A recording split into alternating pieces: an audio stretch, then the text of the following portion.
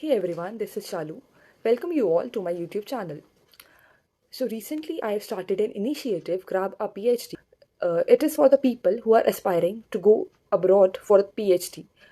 So as I've told in my introduction video as well, I am doing PhD from University of Canterbury, New Zealand, and I have started this initiative with my friend who has been pursuing his PhD in Germany, TU Darmstadt. Basically, in this initiative, we assist students to grab their PhD by helping them throughout the process. For that, we have started to upload the content related to it on LinkedIn, and recently, through our initiative Grab a PhD, we organized a workshop on PhD abroad.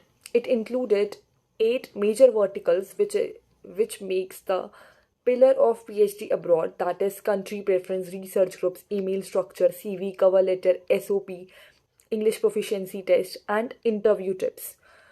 In that, we thoroughly discussed about all these aspects regarding PhD and guided students from different universities and also took their doubts after the session. Even in between, they asked the doubts which are very much legible. These will help you as well. So that workshop was indeed a successful one, and I'm delighted to share with you all that we also got invitation from IIT Ropar. The career and placement cell of that institution invited us to organize our workshop on their platform, as the few students were part of first workshop and they really liked it, and it was also a very good one. So, on request of many people, I am uploading this workshop on YouTube. I hope this will help you, and it will help you throughout your journey, or the people who have just started or will be starting. This video includes all the aspects, and that also from the scratch. So the person who have zero idea or a noob in application process, that person will learn a lot from this video. Thank you so much. I hope you will enjoy. So, guys, these 8 points will be the core of the workshop today. And first point is country preference. So, it is the most important point. First, you have to decide that you want to do 3 to 4 year PhD or 5 to 6 year PhD. This will sort your half countries, because most of the countries prefer 5 to 6 year PhD. For instance, US and Canada, even some parts of Germany and Europe as well. And if we talk about India, they give 5 to 6 years PhD only. Like, how can you choose? You want to do 3 to 4 year PhD or 5 to 6 year PhD? For instance, I and Abhishek were sure, because of the internship and research experience at IIT Delhi. We were sure in which field we wanted to do. So that is why we chose 3 to 4 year PhD, because in that you have to choose the topic first, then you enter into that PhD. But what happens in 5 to 6 year PhD, for instance, in US and India, what we know, like there is lab rotation thing, courses, and you can after 2 years even you can change your supervisor. And if you feel dicey that you want to change the topic in that particular field, like in organic or organic, you can change that. You have that option. But in 3 to 4 year PhD, the time is very less, because we are doing it, so we know the time is a constraint, so you cannot avail these options. After that, again, the coursework, like in 3 to 4 year PhD, you don't have coursework, but like it's been 2.5 months I'm into PhD. You have to do from the back end, like I'm doing on spectroscopy. I don't have the actual coursework, but I'm doing it for my research. So you have the flexibility as well, like what topic you want to read. But if you'll be having the coursework, you have to be restricted and you have to give the exam as well. Now, like one country preference, I'll tell, like perks of Europe over the others, because now we do have experience of New Zealand as well as Germany, where Abhishek is. So in Europe, what we can say, like getting into the Europe now is easy as compared to other countries. What we have felt, because in almost other countries, you have to give English proficiency test, either IELTS or TOEFL, and even in US, you have to give GRE as well, which is academic exam. So in Europe, it is quite easy to enter. And like if anyone wants to settle and okay about 5 to 6 years PhD, then US is one of the best options. And guys, whatever I'll be speaking now, it is based on my experience.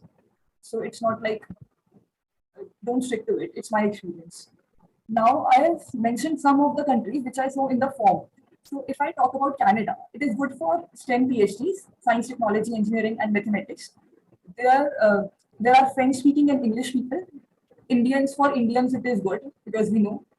But you have to attain good scholarship over there. Otherwise, you have to pay from your side, because Abhishek got admission into Canada and he had to pay some amount of money for the uh, admission, in spite of getting the scholarship, because the scholarship was not much that was equal to the fee paying.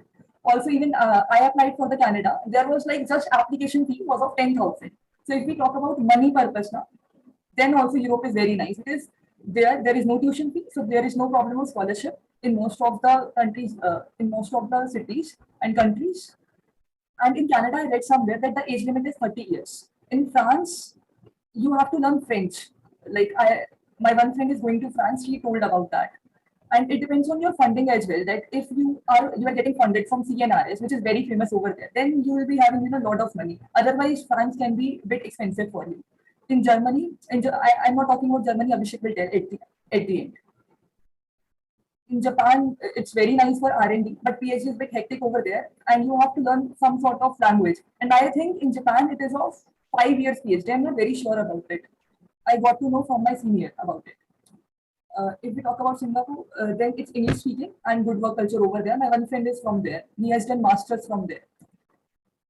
South Korea, like language is kind of important to explore there. UK is one of the best. Like very good universities are over there. King College London and Kingston University, but it is quite expensive, because getting scholarship over there, fetching the scholarship is very tough over there. And now I've mentioned these Finland, Sweden, Norway, Holland, and Switzerland. They are very nice countries too. It is almost part of Europe. Almost countries. Now Germany, Abhishek will tell. Uh, so see, Shallu has put the points of every country in like very much accurate points.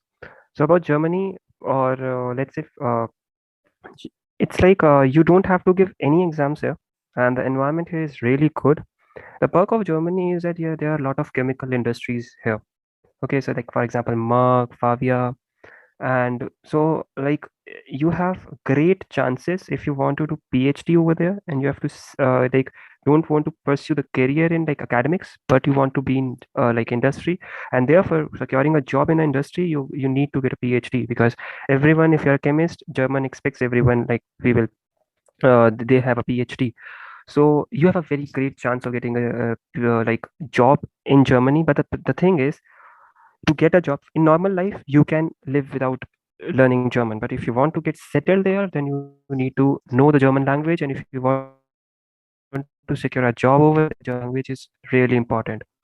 So, yeah. So this is about Germany, and rest, yes. France is like a bit expensive, which I've also heard. Then, but the perk of Europe is like, as she said, you don't have to clear examinations, and it is like on the monetary point of view, it is not like you don't have the application fees and everything. But then they have, the thing is that you have to be patient, because it's not a structured program. Like it's not structured that you fill up application, then there is a certain date that you will get. It's like you have to wait for a longer time, or you can get secure a position in just 15 days. So it's upon your luck and the vacant positions that you're applying to. For example, I started in October, I landed a position in June. So for example, it can take you a while, but my other friend, he started in like April, but he secured a position within a month. So it just depends upon when the timing is right, or the positions that are there. So yes.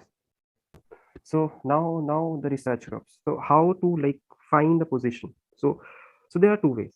So these two ways are actually also defines how me and Shallu Verma has applied. So I followed the one way, that is I followed that. I wanted to be very personalized thing for me. So went to the website, like I made a list of these universities in Germany. Then I went to the website of each university. Then I knew I wanted to do in inorganic chemistry, then inorganic department page. Then I read the research of each group that they are doing. Then out of my research interest, I took some of the groups in which I want to apply. So it is kind of a bit extended process, because sometimes professor can have the open position, can may not have the open position. But for me, it worked because I wanted to be like for me the open positions were not working. For me, I wanted to be in the group in which I find the research more like resonating. But another way is that there are advertisements. So where you can find the advertisements of your interest of the PhD positions, number one is Find a PhD. It's a very great website, and it is mostly for the UK based. You can like the number of UK based PhD positions are over there, but it is not restricted to it. There are a whole lot of other stuff. For example, some Canadian PhD positions. Shallu also secured her position that she's pursuing right now in New Zealand. Even the position that she got from Canada, they were all from Find a PhD. Even in the Australia, she which position she secured. Then the other things are LinkedIn and Twitter, which we have also posted on our page. So, and LinkedIn, if you turn your profile to job open to work, and then you mention all the filters of the PhD position and then the filters of your research interest, you get very good positions because people post on LinkedIn. Yeah, and even on Twitter also you have to follow certain groups, certain there are certain groups and pages which post PhD positions.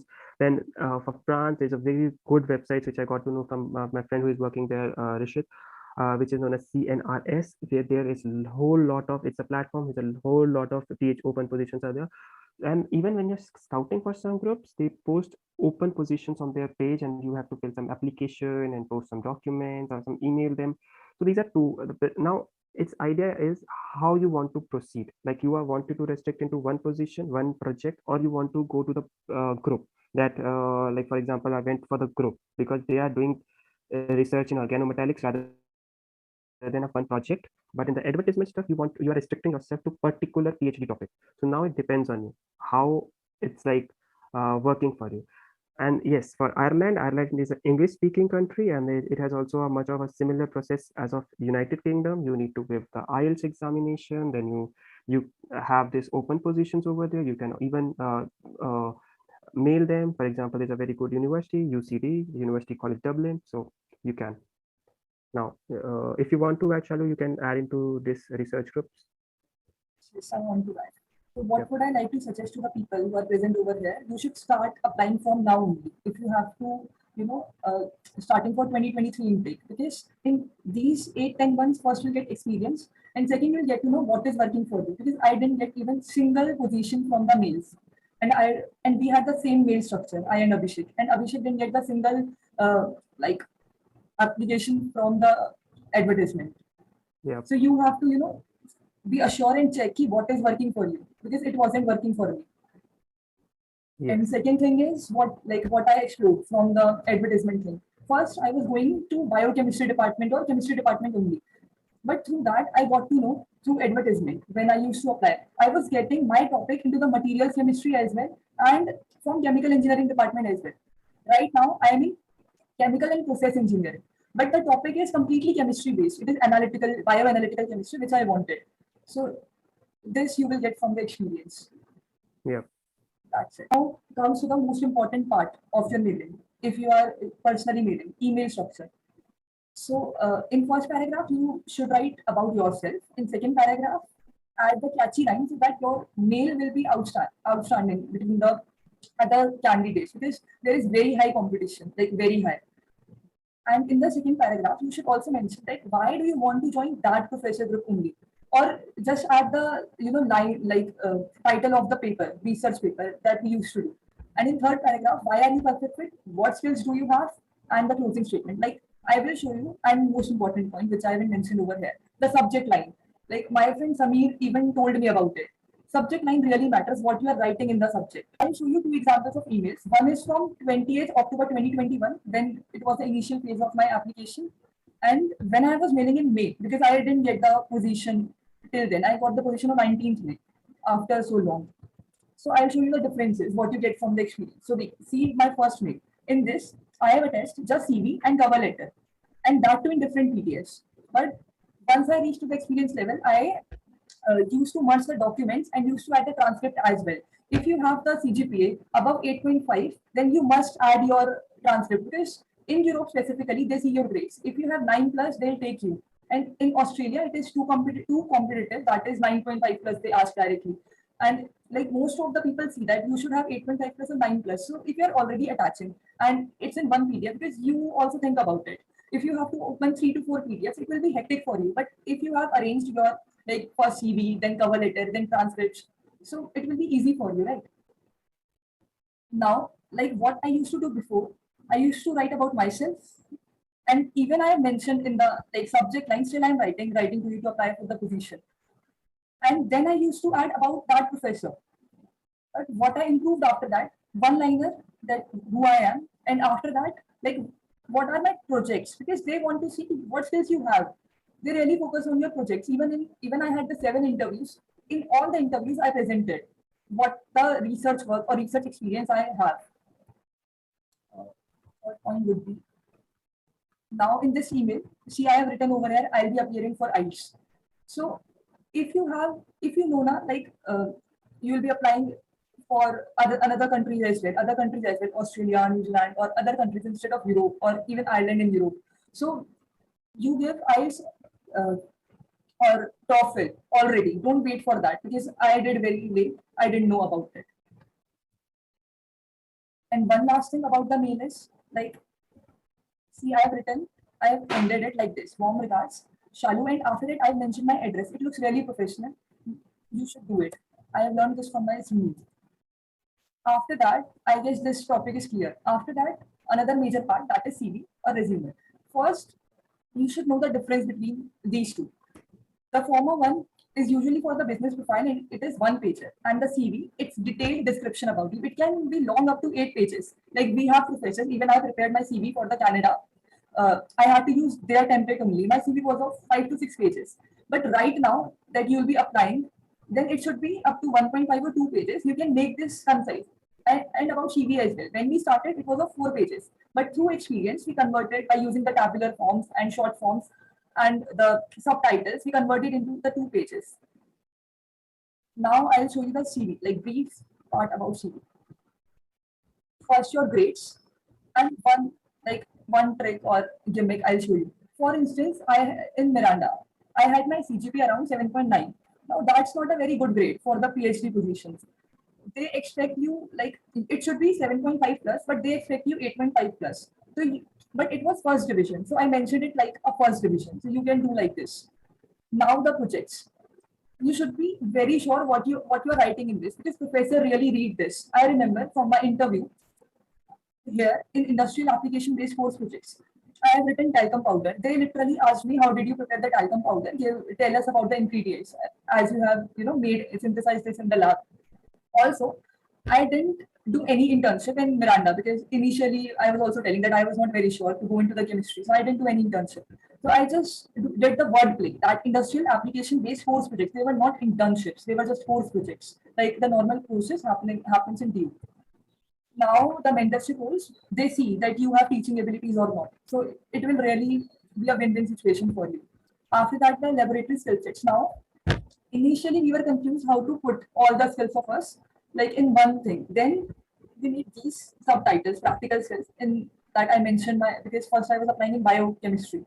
So I did like that I learned this. And in instrumentation skills, you should be very sure what are you writing in the instrumentation skills because they ask question about you.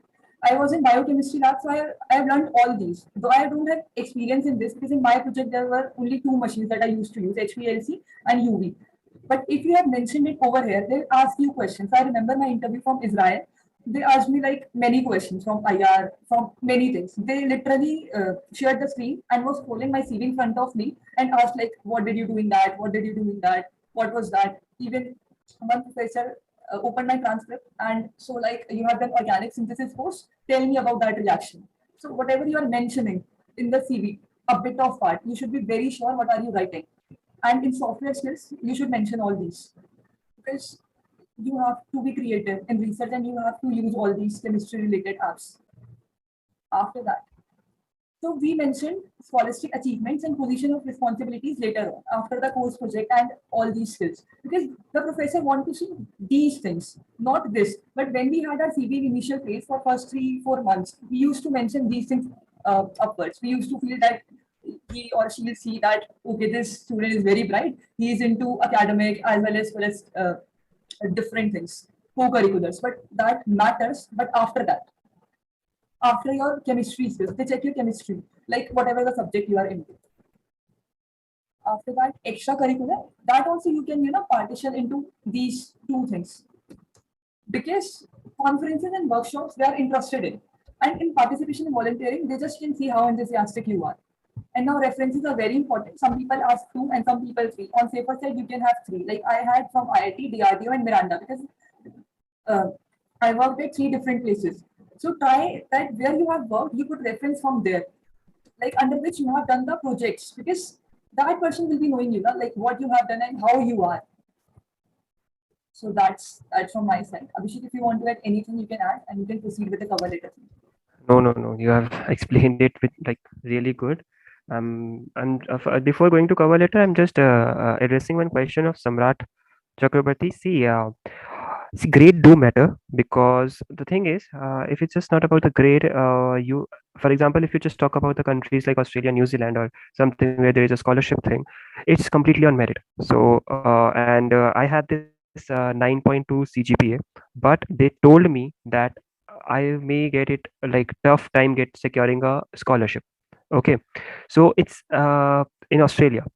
So it's but in Germany, see, it's not about grade. There because the people around you are also applying and they may get better grade, and it may all come down to one thing which will be a differentiator which can be your grade. Okay, but for example, my friend who had this CGPA around 7.5, and then he actually tried to upgrade it to 8, and he has secured a really good position in Germany in Rural University Bochum, which is a very good university and very good group he got. So it's just not about the grade. You can actually, if grade is not good, you can actually uplift it using a good research experience. So that's it. So it's just that it's grade is not the only thing, but it's good if you try to maintain a good grade from the start. So it will not come down that you are just getting refused because of your grade, or you are just losing one competition because of your grade. That's it. Just so you maintain a good decent grade, if not the best. That's it. I know people who had 7 CGPA or 7.5 CGPA around, and they got into the top universities of US. So you in US also, because there is Yeah. coursework and all, so you can get Yeah. over there. Very good position. Yes, you can. So it's just that it's just not the only thing, but it's just a good thing if you start maintain it, because then you won't regret that you haven't maintained a grade. That's it. Then and it's not at all important to publish a paper, but if you do, then you have a very great chances. In Australia, there is that they ask you for it, but it's not. And then moving on the cover letter. So cover letter, if I talk about the Europe, then it's one of the most important document. Uh, it's really important. So what all you have to what points before writing a cover letter, what points you all have to like keep in mind. You have to be very clear, very concise, very exact. You don't have to write stories in it. Okay, you don't have to write what your background was, what you have done in high school, what nothing, what are your hobbies, nothing. You have to be very concise and you have to be unique. Do not try to copy anything. Like you may get samples, just take the inspiration from them rather than writing like just copying them, because like then what is the point of writing, because you are writing about yourself. Third, you have to be honest. Like in CV, as Shalu told, that you have to be honest. You have to write only those things you own. For example, if you don't know how to use GCMS or Glovebox, do not write it. Only write it if you are about to learn, because if it may can get you to secure a position, but it will like land up you nowhere if you have to use in your PhD, right? And the most important thing is highlight your research and skills well. For example, I will give you the example. For example, look at this. So how this is from Shalu, how we have actually structured it. So in the first paragraph, so this is actually the template that we made from Euraxis. Okay, Europass, sorry, it's from the template from the Europass site that we made, because it has a very good template.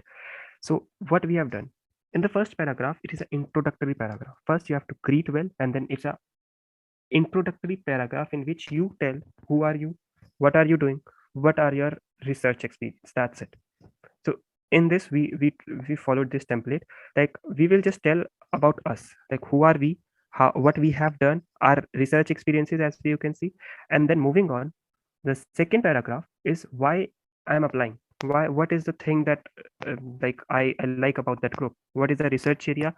And we also like she explained about the paper she read about her them. I directly mentioned the publication that I like, so that actually they should know, because a group has multiple positions in their like research group. There are multiple projects going on, so you have to be specific, why are you and which area you are applying. That is the only thing when professor should know. Okay, he's applying in this area. Okay, then mention your skills. Now you have told about yourself, your experience. Now you have told about the in which area and why are you applying. Now tell them why you will be the best fit, like why they should select you. Okay, skills, how you can contribute. For example, if there is like if they have this material science thing, a material science chemistry in there, and they have to use same term and making nanoparticles or something, then you have to tell them that what skills that you have you can contribute to them. That is why this third paragraph and then a closing statement. Again, remember, there are no stories in it, just pure facts which are highly important for other person to read to select you. Third thing, it should be of only one page. Do not extend it. Do not just make a big paragraphs about the I did this and writing abstracts about your research. No, just tell what you have done, what skills that you get, why are you important for the group, and why the person should select you. That's it. That is what should be in there. And I can show you another example. Okay. So before moving on, Shalu, you can just add in the cover letter if you want to, like if you want to add something. Very Okay. nicely. And also, I was answering questions. Okay. Okay. Now the thing is SOP and motivation letter. So this document, whether you are applying to Europe, because some people say Europe SOP is not that important, or you are applying to US, which is really important, you should make one SOP. You should make a good, like, because it should highlight what is your motivation. Now here you have to be creative. So the things that you have to avoid in the cover letter, here you have to apply. You have to be creative, you have to tell a story, and you have to tell why you want to pursue chemistry.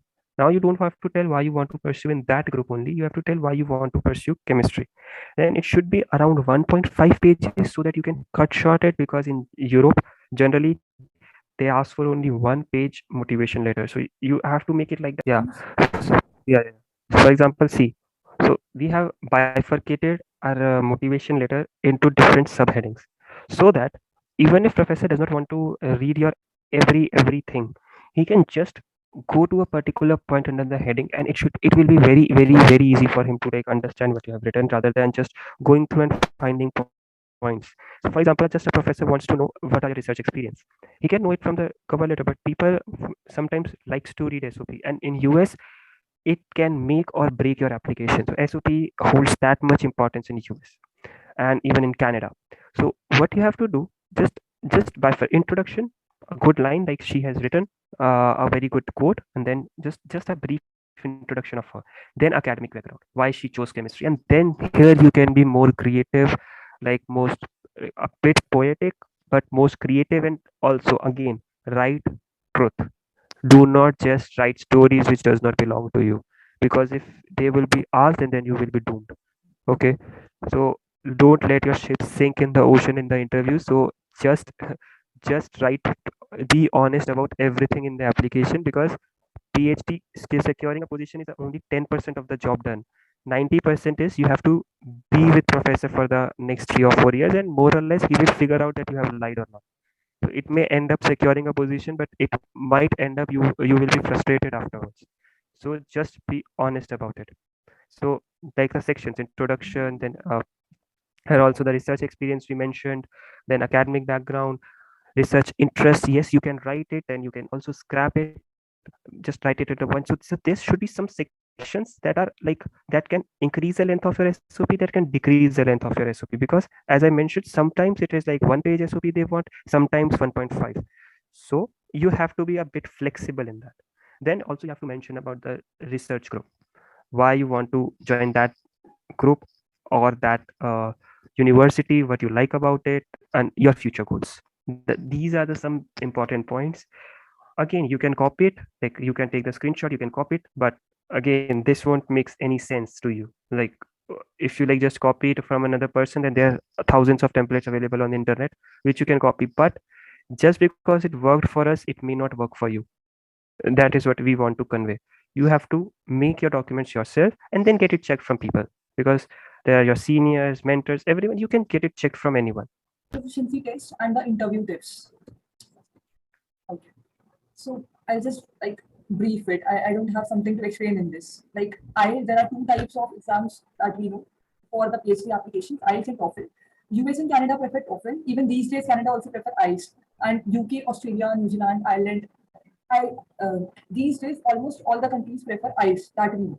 And GRE is the academic exam which US prefers, and it can literally give edge to the application of your PhD if you give GRE for the US applications because it is too competitive. Plus you will be paying around 10,000 for each application. Like our friends have applied in US, and they how they used to segregate three top universities, three middle universities, and three some like average universities.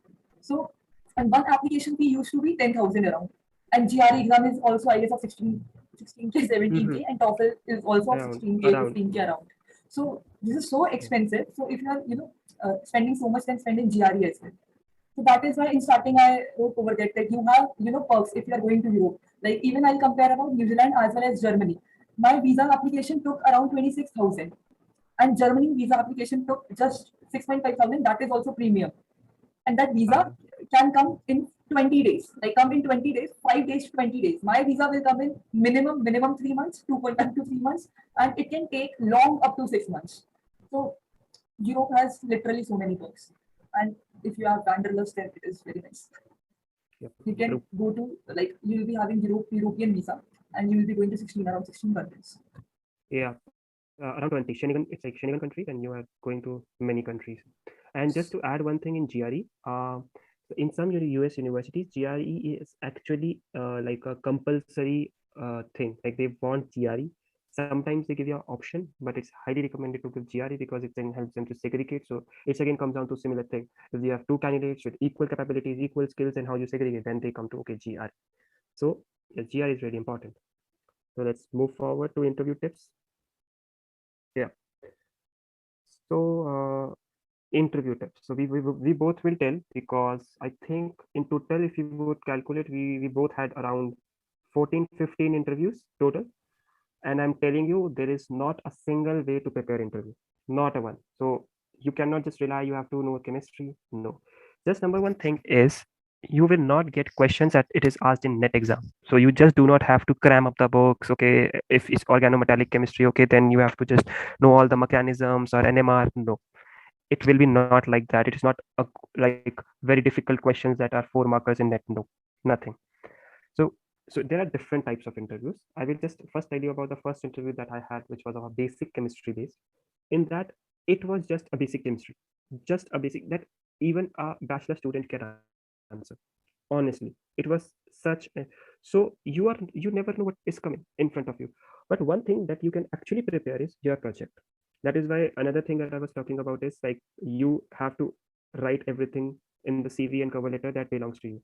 You have to make a short PPT, short project PPT, and then some people ask about presenting your PPT. Some people ask about your project, and they ask nothing at all. They just want to see your confidence in your project. They want to see because if you have done a research, certain research, then you will be the most confident about that. So, for example, if I'm doing making some compounds or something, and nobody else is doing that, that belongs to me. So I will be the one who owns that research, and that will like reflect in how I present it.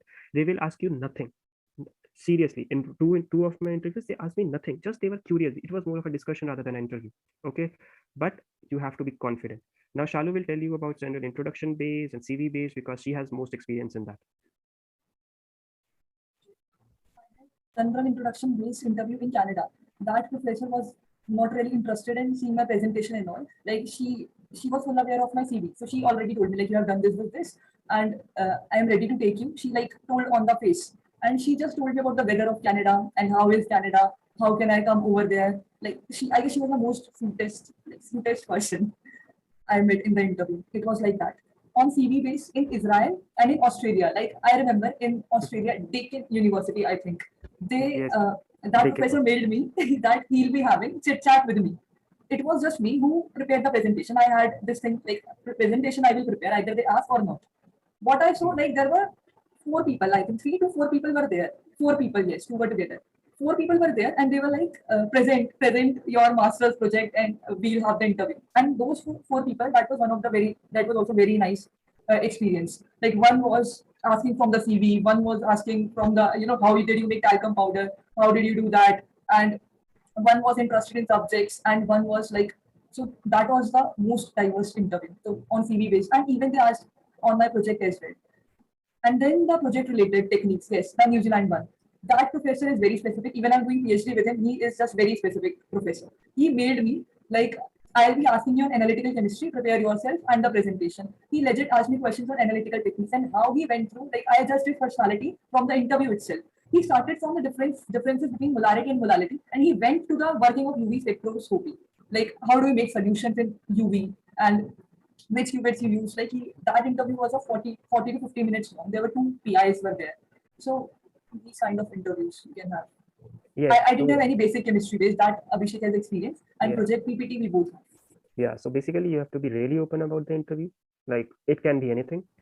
Just have to make a short presentation. Just remember, whenever you are making a presentation about your project, ask your supervisor. That's a really important thing. Just don't make a presentation because your research is unique. Okay. So first ask your supervisor what you have to present and what he wants to shield. Then own that thing. Okay. Just don't present anything. Okay. Just asking PhD guys, okay, can I take you this? Can I take this? No. Anyone can just in a flick of a second they can just catch you that it is not yours. So because in your presentation your confidence will be there. For example, they were asking me questions about my compounds, but just because I knew that compound, and just because, like for example in Shallu's case it was lacase, she knew that because she did that, she was able to answer anything. And interestingly, it was not an interview, it was a more of a discussion that they were interested in her project, and the people were interested in my project. It was just like that. Then they started talking about, for in my case, two of the interviews they started talking about their project. What will, if you, we select you, what will be your project, this will be your project, this. So the thing is, you have to be really open, you have to be really honest, and the skills that you mentioned, you should know them because they might come up. You never know, they might come up. For example, in my case, it did in Canadian interview because he was a very nice guy. He was asking me questions. He asked me about the techniques, so they might come up. Yes. So these things you have to keep in mind. Just don't, whenever you have an interview, just don't start cramming up things. No, just give yourself a brief introduction about their research. You don't have to read 30-40 papers about them. No, one paper in which you have an interest, just go through it. What are they doing? Because you don't if they ask you, why are you liking my research, for example, in one interview I was asked, I cannot just sit and stare at her, right? I cannot just stare at the professor. Why did I like? You have to know the research. You have to know. You have to mention, okay, I read your paper. I like this. I like that, and maybe I think I will be a best fit. So that will be a big plus for you because that statement says, okay, that this guy is really interested in my research. That he even has read the paper, because reading a paper takes a time. Everyone knows that. So that's how you cannot just prepare everything. You just can be confident about what you have. That's it. One thing I want to add, like Yeah. when you are going for the interview, then must read what that person is doing. Like read Yeah. his research. This is Yeah. important because after that, they ask you, do you have any question? Then if you ask question, it seems like you are aware. I used to ask question from their, research. I used to ask like, how are you doing this? And if you're doing this, I can relate to it. And even talk with them. These people are very friendly. What I found, very amiable personalities. So Yes. And after interacting with them, for example, in a 9 month scenario, I think me and Shalu both have experienced a significant change in us, because then you get opened up. Interview by interview, your confidence gets leveled up, and then you will be like, okay, now this is an interview. We will be able to, like, because this is more of a discussion, that it doesn't feel like you're a foreigner anymore to this thing, because now it seems like you're in a circle middle of things. So your confidence will boost up actually. So it's like really good experience when you have multiple interviews. yes, and one tip regarding it, like you should apply to the position even if you have 1% interest in that position. That I learned very little before. Yeah. Earlier, up to 4 to 5 months, like I was interested in biochemistry, so it used to be very tough to find a research group because I was strict to that thing. Like I'll go into that only, and I wasn't getting the positions and even not the interviewers. But when I opened up, I started to apply. Even I have liking the topic. I'll tell you the New Zealand story. Even I'm liking the topic. I didn't even know the country, like literally. I was just applying, and through that I got the interview calls. And even many times what happens, like my professor, if I'll go to his page now, he's into simulations and computation. I'll never shoot the mail to him. Like will never shoot Yeah. to the mail. Will never shoot the mail. But his work is completely different. What is he doing? Because sometimes there are parallel topics are going on. So advertisements really help. And even scouting the research, like by seeing their paper, because sometimes they write interest different. And when you go to the research papers, their articles, they are different. We used to have that problem when I was applying in starting, because he was very clear that he wants to go into the organometallics or main group. But I was like biochemistry, not much bio, not chemistry. So it was very tough to find it. Yeah. So if you apply to the many places, now you'll get at least interview calls and you'll be having experience. You'll be able to communicate nicely with them. And sometimes there is accent issues as well. Like in interviews, I didn't have, but in starting of the PhD, for 2 to 3 weeks, I was unable to understand what is he saying. I used to ask, could you please repeat? Could you please repeat? You get, like, if you have the experience now, you'll get into the, Yeah. that thing. Yeah, I don't know, I'm not getting words today. yes. No. She has definitely put forward the right point that you have to be a bit open, because at the end of the day, you are the one who are gonna select or not, and you don't even know you are getting selected or not, right? So if you have a bit of interest, then obviously you can. Why to refrain yourself from applying? And in the just before moving forward, I think we can take 1 or 2 questions, and if you are just one questions about of Prashanta, that Question can is, be then we complete and retake the question. okay. Just one You can question. take Then one question. Yeah. okay. Can we apply to a different professor in the same university? See, at one time, would just advise you that if you're applying into first one university, for example, if I apply to a date, if he doesn't reply me for 3 days, I will apply to the another professor, because I don't want to apply for professor and you get an interview call from the professors, right? So you don't want to be like obviously I get it. It's kind of rare, but you don't want to find yourself in a soup, right? Right? Why were you like having two interviews from the same universities, and sometimes, for example, if they get mingled and discussed, then both of your positions are like in the jeopardy. So do Don't speak not example. Sorry to interrupt you. yeah Don't speak example. yeah, for example, it happened with me. I applied into the one of the big group NT Braunschweig. I didn't get the reply. Then after 4 or 5 days, I applied into another group, which was a junior group. Interestingly, I get a reply from the junior group, and they both discussed, actually they were in the discussion with my PhD application for the 5 days, and the guy told me that, okay, we were actually having a discussion with your project, and then you applied into my group. So like I have the words to say what I would like reply to him. Just I said, okay, I didn't get the reply in 5 days. What should I have done? I thought the next best option for me was you. That's it. I was straightforward, and they liked it. But there will be a time that they won't like it. This direct answer that you were the next best options. So then it's like, okay, just wait for a while. You can write it on your notebook or logbook. Okay, I will apply it to him in some later date if I won't get a reply. That's it. Also, one by logbook, I got the idea. Like what we used to do, we had made our Excel sheet where we used to write like which professor or links, because like when we completed from October to May, there were 120 plus professors were there. So Yes, you'll forget. You'll definitely. actually forget. So you have to keep a track at which you have applied, at which you don't want to apply now. You have to keep a track so that actually you don't want to shoot your mail to if one has already rejected you. You don't want to shoot a mail to him again just because you didn't remember that he has rejected you. So yeah. Okay. So now let's Shallu just conclude this. So now, like we have completed all the points. Now Yeah. it's a long process. Like once you do this interview, now there's an application form, scholarship form, visa application. Like my applications, am I audible? Yeah. You are. Like my application forms, either it's of Canada or New Zealand University of Canterbury or even UNAM. I applied in UNAM as well. They were too long, like too long. New Zealand one took around 1.5 months to get completed, because they don't give you just offer letter. They give you offer letter, enrollment letter, scholarship letter. I don't know many things. They are just very specific people. So you never know where you are getting admission. So this can take time as well. Even scholarship forms and visa applications. I know what is happening with me. So this is a very long process. There are obviously many things which we cannot do in one session. You should know how to build your LinkedIn profile. This really helps. Twitter advertisements, network building, very important in today's date. Your network is your net worth. Literally, I'm telling it is. Yep. More advertisement sites you get by looking only. Now, I should continue. Okay, so if you like want to connect with us, as most of you must have known, or most of you are, if you are new, so you can follow us. Like we actually made this initiative just because when both of us got like into the and we posted about that we got into the PhD, and what we faced that there is no place where there is a concise information, like no one told us that this is a concise information. So we thought that we should start one initiative, and then that's why this Grab a PhD was born, and that's when we started this page and a group on LinkedIn, where and on a page we post what we have right now posted. We write about that stuff, and so that people can have these samples and some updates, for example, like here.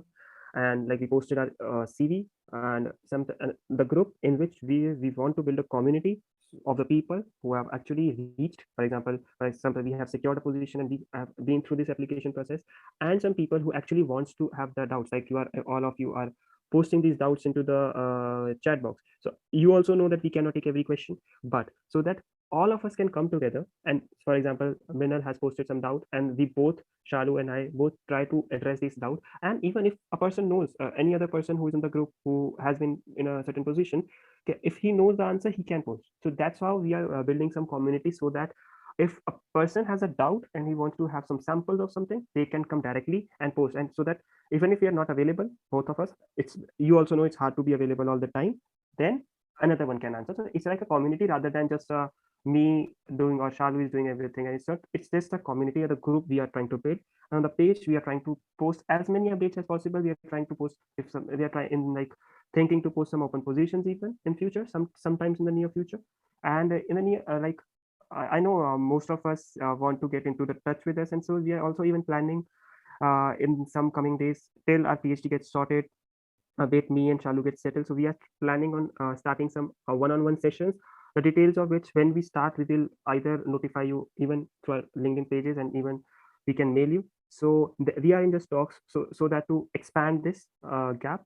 And that's why we like wanted to address the questions of and the doubts that everyone had who have been in our DMs, and wanted to know how to apply, what's the procedure. So I think this might have given you a basic idea, and actually there's a lot more. So just a basic idea which we wanted to present. So if Shalu, you want to like say something about G.A.P or something, you can actually mention Everything. it. I just want to address one question. May I, Yes. or you want to say Yeah. something? No. I am done. You can actually. Somebody has asked about LOR. Okay, this also Yeah. depends. You know what used to happen with Abhishek? Professor used to mail directly to Brother Sir. His master's right. Like, Yeah. tell us how is Abhishek. What happened with me? Nobody asked about my LOR. Like, I didn't even, like, New Zealand asked everything, but not LOR. No letter of recommendation. So, it literally depends on your So profile yeah. and the professor. Yeah. Basically yes. So like Shalu mentioned earlier also, take LOR from the ones who know you. For example, I took one LOR from my master guide, the second LOR was from my internship guide. So it's because they are the one who know you, who know your research better. That's it. So if the person will ask, they will ask, and just inform them. Just first inform your guide that people can't ask you for my LOR. Just don't write names, because they should be informed rather than just a surprise mail. They should not get, okay, I have to send LOR now. No, they should be pre-informed, and then you can write, like then they will write you an LOR. And that's it. That's pretty One much more it, I thing. think. Yeah. Oh, One okay. more Yeah. thing about LOR. And when you ask, for LOR, write a good mail, because I have this experience and I have been folded in first year.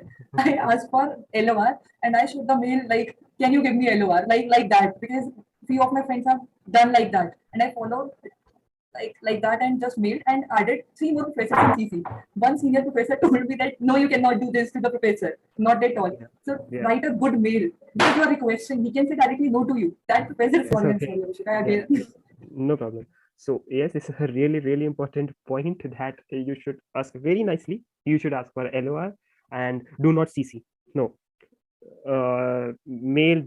Do not just carbon copy or add two professors in, like, no.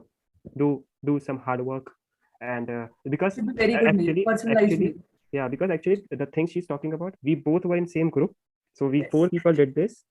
And out of us four, I think Shalu was the last person to do this, and the professor was, I think, fed up and he scolded. So LOR is letter of recommendation, in which a professor wants to know from the another professor in which you have worked, that how is this person, how his research is, and yeah. So that's, I think, pretty much it. If you will like to take some questions, maybe. Somebody has asked like paper thing. You can write like Abhishek used to write about his review paper. That it's like, but I guess it's Yeah, has been it's submitted. yeah. So basically, I was writing about the paper because I knew it would be published. Okay, so the around, I think around March or something, we submitted my review paper. So I knew it would be published sooner or later. But if you're just doing some research and you're not sure if it's gonna come out or not, just you cannot write about paper, right?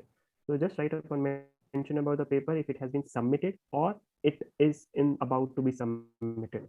So for example, in the earlier days, I used to write, I'm working on a review paper, because then I used to write that my review paper has been submitted for review, and after I got the PhD position, my review paper published. So it is not a like straightforward thing that you have to answer that. And again, publishing a paper is not at all important, but if you have a paper, it's good.